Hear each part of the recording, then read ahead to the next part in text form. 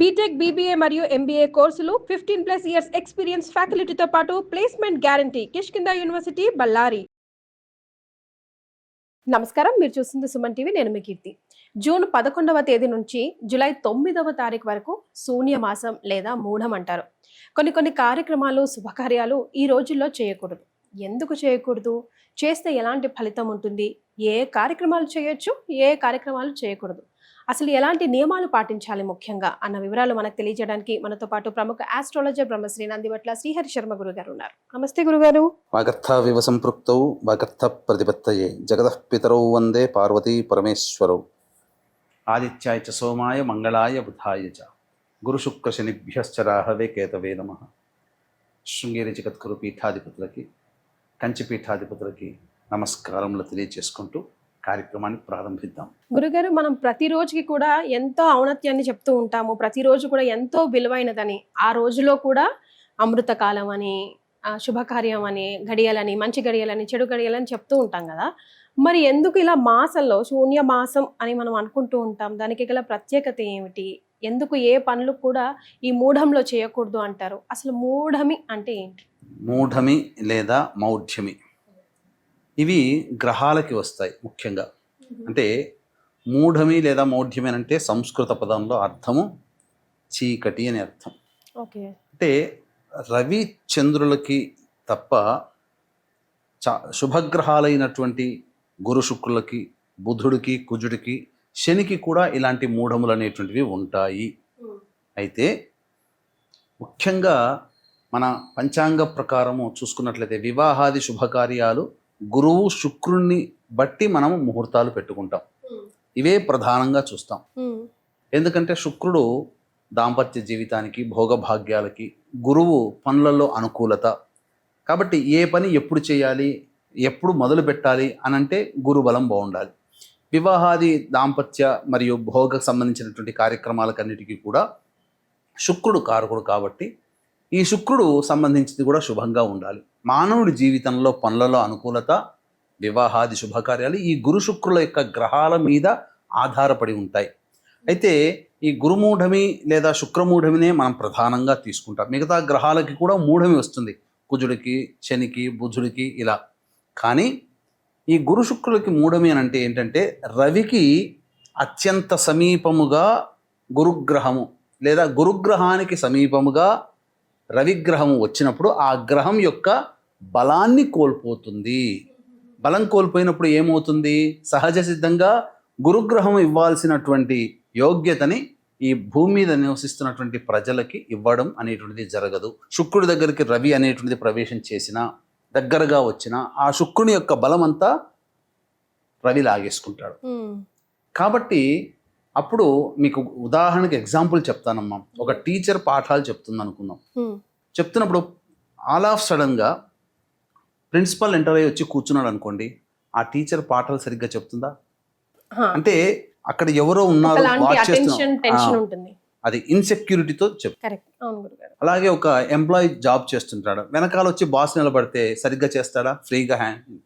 అలాగే ఈ గురు శుక్ర గ్రహాలకి, అన్ని గ్రహాలకి బాస్ లాంటి వాడు రవి.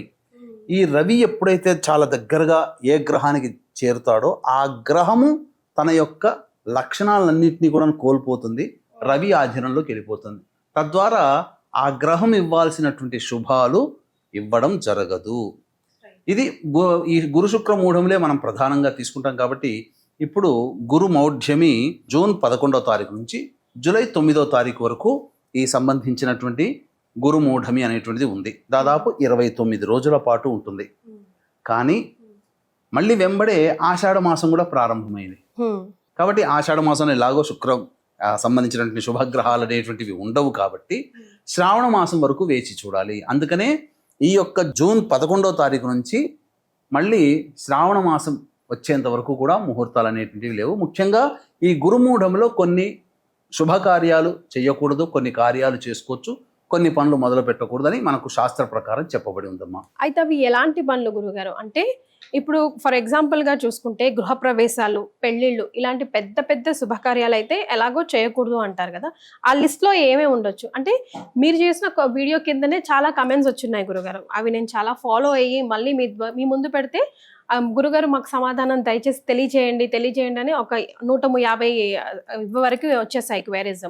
అవి నార్మల్గా చూస్తుంటే ఇప్పుడు 21 డేస్ ఫంక్షన్ ఉంటుంది కదా గురుగారు, అది చేయొచ్చా చేయకూడదా, పుట్టు వెంట్రుకలు తీసుకోకూడదా, ఒకవేళ శ్రీమంతం ఫంక్షన్ చేయాల్సి వస్తే చేయకూడదా, ఆడవాళ్ళకి ఓడిబియ్యం పోయాలంటే పోయకూడదా, గృహప్రవేశం సొంతింటికి గృహప్రవేశం చేయాలంటే చేయకూడదా, అసలు అట్లీస్ట్ దేవుడి చిత్రపటమైనా పెట్టుకొని రావచ్చా, ఇలాగా అంటే ఒకవేళ అద్దెంటికి వెళ్ళాలంటే ఇల్లు మారొచ్చా, ముఖ్యంగా ఇప్పుడు పెళ్ళిళ్ళు అయిపోయిన కొత్త పిల్ల ఇంటికి రావచ్చా రాకూడదా, కాపురం మొదలు పెట్టకూడదా, మొత్తం ప్రజలకు ఉండే సందేహాలన్నీ అసలు 150 కమెంట్స్ వచ్చాయి ఇలాంటివన్నీ.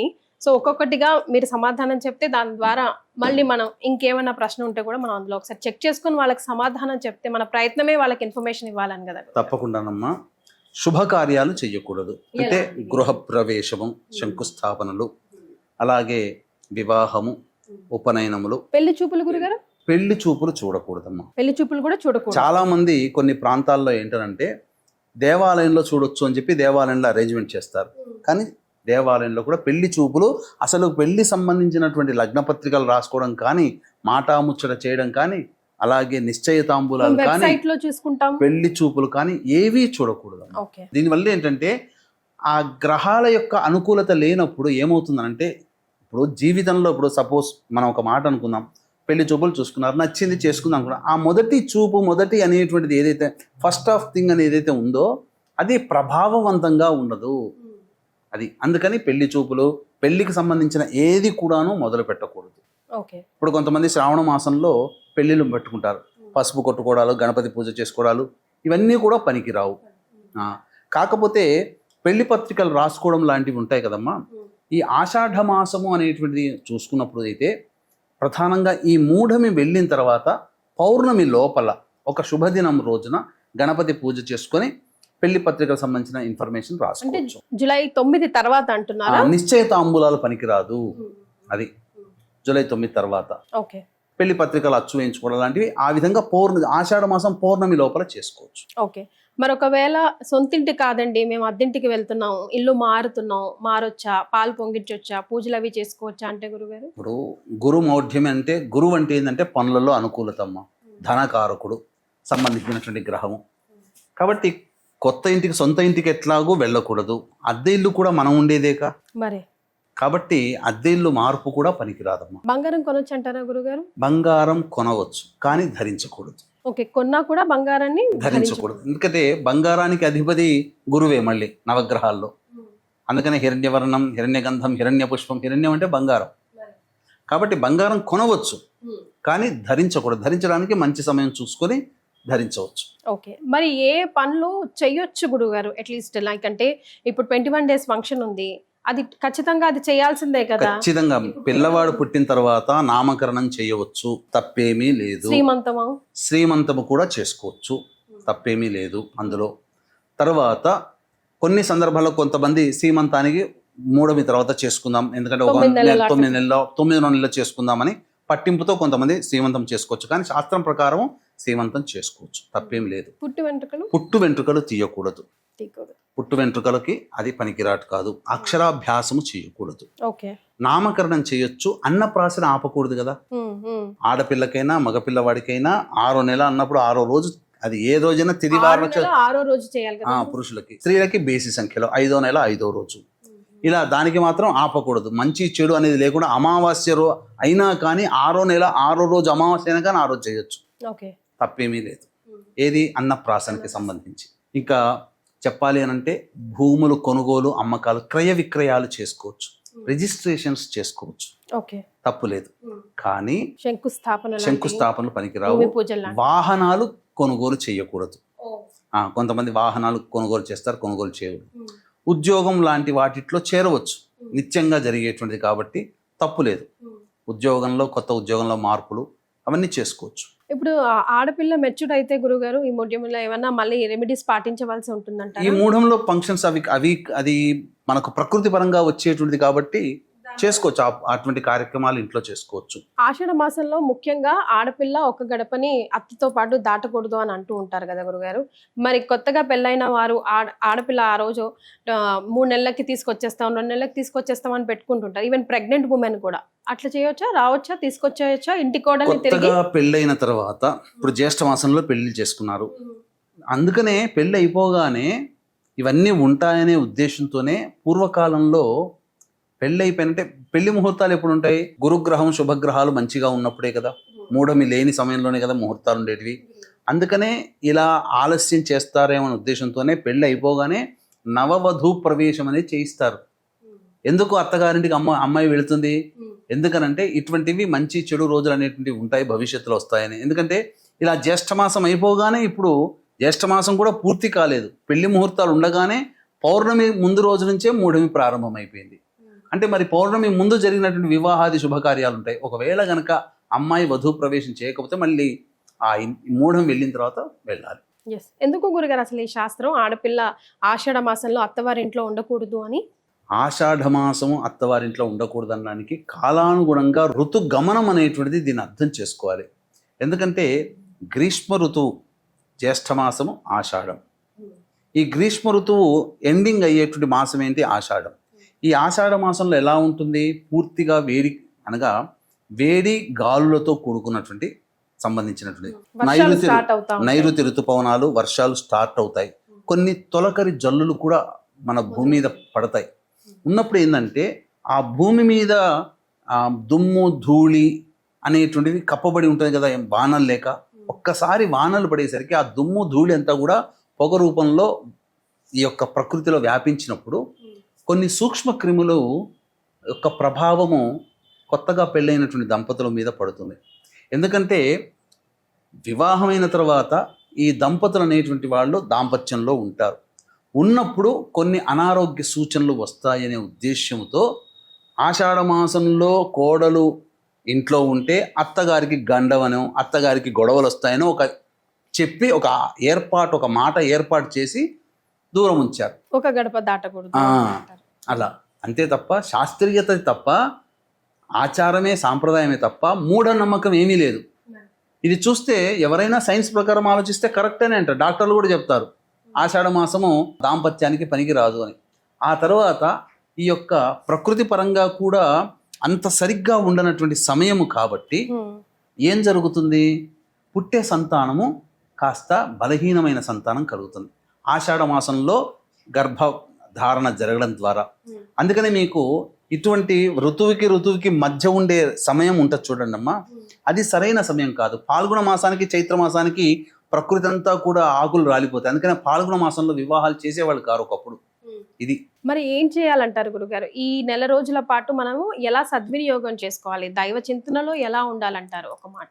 ఈ యొక్క సంబంధించినటువంటివి ప్రధానంగా దేవాలయానికి వెళ్ళవచ్చు, అన్నదాన కార్యక్రమాదులు చేయవచ్చు, ముఖ్యంగా పూజాది హోమాది కార్యక్రమాలన్నీ జరిపించుకోవచ్చు. ఎందుకంటే బ్రాహ్మణులందరూ ఇప్పుడు మూఢమి ముహూర్తాలు ఉండవు కాబట్టి చాలా ప్రశాంతంగా ఉంటారు.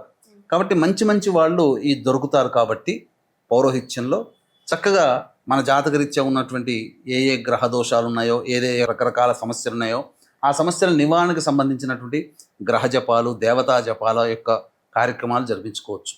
ముఖ్యంగా ఈ సంబంధించినటువంటి ఈ దేవతా పూజాది కార్యక్రమాలన్నీ చేసుకోవచ్చమ్మా, అందులో ఏ సంబంధం లేదు. గురుగారు, మరి ఈ మూఢం అప్పుడు కొత్తగా నోములు కానీ వ్రతాలు కానీ ఏమైనా చేసుకోవచ్చు అంటారా? దైవ కార్యక్రమమే కదా మేము చేసుకుంటాం అనుకుంటారు కదా. అయితే ఇక్కడ ఈ యొక్క వ్రతాలు నోములకు సంబంధించి ఆనవాయితీగా ఇంతకుముందు సంవత్సరాల్లో కనుక చేసుకొని ఉండి ఈ సంవత్సరం కూడా చేసుకోవాల్సిన అవసరం వస్తే ఖచ్చితంగా చేసుకోవచ్చు, మూఢమిలో తప్పేమీ లేదు.